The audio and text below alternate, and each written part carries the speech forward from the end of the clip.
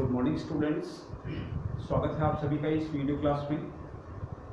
आज हम बात करेंगे 11th क्लास केमिस्ट्री के अंदर एक इम्पोर्टेंट टॉपिक की, और वो टॉपिक है mole concept and molar mass.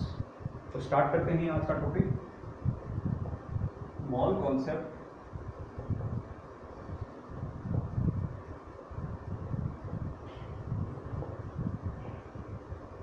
And molar mass.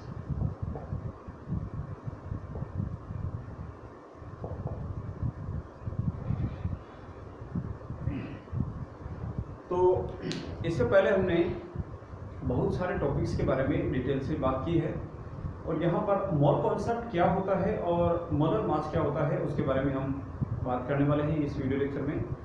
तो जैसे देखिए, मोल कॉन्सेप्ट को समझें उससे पहले हम इंटरनेशनल सिस्टम ऑफ यूनिट्स के बारे में बात करते हैं। एसआई सिस्टम जिसको हम कहते हैं, एसआई पद्धति के नाम से भी हम जानते हैं।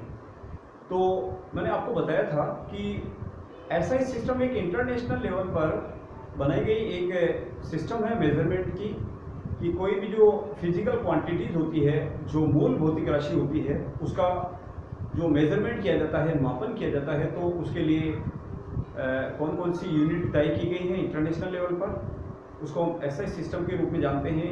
उसका एक वीडियो बनाया था, आप जरूर देख लेना उसको। और उसके अंदर आपको याद होगा जो बेसिक जो फिजिकल क्वांटिटीज जो फिक्स की गई थी 7, उसमें एक बेसिक फिजिकल क्वांटिटी थी मास ऑफ सब्सटेंस या अमाउंट ऑफ सब्सटेंस। तो उसके अंदर आया था कि जो किसी भी केमिकल रिएक्शंस में जो पार्टिसिपेट करने वाले जो सब्सटेंस होते हैं या रिएक्टेंट होते हैं, उनकी अमाउंट जो होती है उसको जनरली मोल की फॉर्म में प्रेजेंट किया जाएगा। उसकी जो एसआई यूनिट है वो मोल होती है। तो वहीं से हमें पता चलता है कि जितने भी सब्सटेंस होते हैं, अमाउंट ऑफ सब्सटेंस की बात करें किसी केमिकल रिएक्शंस में, तो उन सब्सटेंस की जो अमाउंट है उसको लिया जाता है मोल में।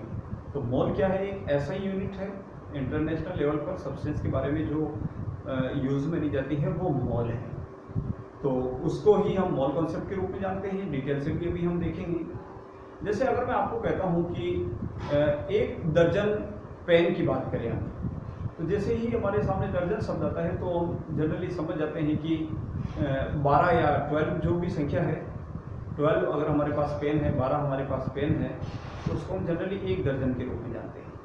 अगर हम कहें कि 1 दर्जन पेंसिल चाहिए, तो इसका मतलब हमें कितनी पेंसिल की बात कर रहे हैं? हम 12 पेंसिल की बात कर रहे हैं।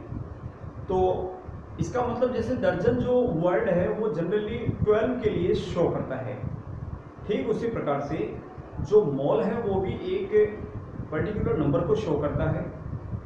कोई भी सब्सटेंस होता है उसके अंदर 1 मोल के अंदर नंबर ऑफ पार्टिकल्स हैं वो कॉमन होते हैं, सब में सेम होते हैं। उसको भी अभी हम लिखेंगे, समझेंगे। तो सबसे पहले जो मोल कॉन्सेप्ट के बारे में बात कही गई है वो कुछ इस तरीके से है, किसी भी सब्सटेंस के 1 मोल अमाउंट में नंबर ऑफ पार्टिकल्स ठीक उतने ही होते हैं जितने कार्बन 12 जो आइसोटोप है उसके ठीक 12 ग्राम में प्रेजेंट होते हैं। इसका मतलब यह है कि किसी भी सब्सटेंस की 1 मोल में नंबर ऑफ पार्टिकल्स है वो कार्बन 12 जो आइसोटोप है, उस कार्बन 12 आइसोटोप के ठीक 12 ग्राम के अंदर नंबर ऑफ पार्टिकल्स होते हैं, उतने ही पार्टिकल्स जो है वो किसी भी सब्सटेंस की 1 मोल अमाउंट में होते हैं। तो इस तरीके से जो कार्बन का आइसोटोप है उसकी 12 ग्राम जो अमाउंट है उसमें जितने पार्टिकल्स होते हैं उतने ही पार्टिकल्स किसी भी सब्सटेंस की 1 मोल में नंबर ऑफ पार्टिकल्स होते हैं। और जनरली नंबर ऑफ पार्टिकल्स जो है, number of particles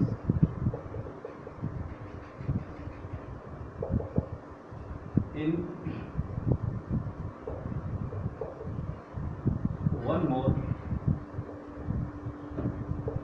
of substance वो होते हैं 6.023 into 10⁻23।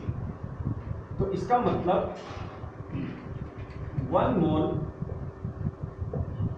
उस उसके अंदर पार्टिकल्स होंगे 6.023 × 10⁻23 और ये जो नंबर है ये नंबर कहलाता है अवोगाड्रो कांस्टेंट।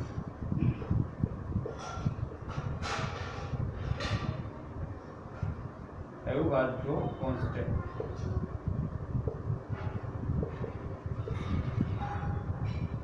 ये ध्यान रखिए और इसको शो किया जाता है जनरली Na सिंबल से। Na इसका सिंबल है और ये जो नंबर है इसको एवोगाड्रो कांस्टेंट के नाम से जानते हैं। कोई भी सब्सटेंस हो, जैसे मैं कहता हूँ 1 मोल HCl में नंबर ऑफ पार्टिकल्स कितने होंगे, तो उसमें भी नंबर ऑफ पार्टिकल्स कितने होंगे। अगर मैं कहता हूँ 1 मोल NaCl में नंबर ऑफ पार्टिकल्स कितने होंगे, तो उसमें भी इतने ही होते हैं। बेसिकली ये मोल कॉन्सेप्ट बस यही चीज़ है कि किसी भी सब्सटेंस की 1 मोल में नंबर ऑफ पार्टिकल्स जो है वो कितने होते हैं 6.023 × 10⁻23 और इसी को हम एवोगाड्रो कांस्टेंट के नाम से जानते हैं। तो ये है मोल कॉन्सेप्ट। अब मोल कॉन्सेप्ट के बाद हम आगे देखें तो ये मोलर मास क्या होता है उसकी बात करें।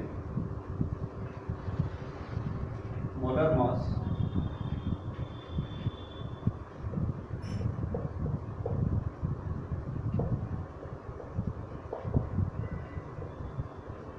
तो देखिए मोलर मास का जो मतलब है वो ये है कि किसी भी सब्सटेंस के 1 मोल में कितने ग्राम होते हैं। कोई भी सब्सटेंस, जैसे मान लेते हैं मैं कहता हूँ HCl के 1 मोल में कितने ग्राम होते हैं या NaOH के 1 मोल में कितने ग्राम्स होते हैं।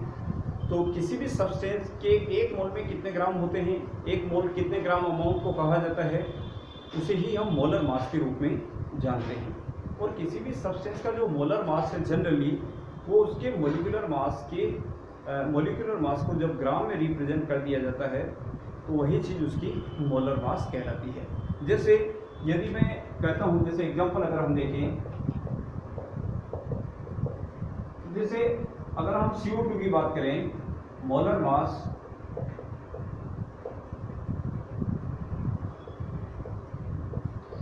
ऑफ CO2 तो वो होता है 44 ग्राम। अगर हम देखें मोलर मास ऑफ HCl वो होता है 36 ग्राम। इसी तरीके से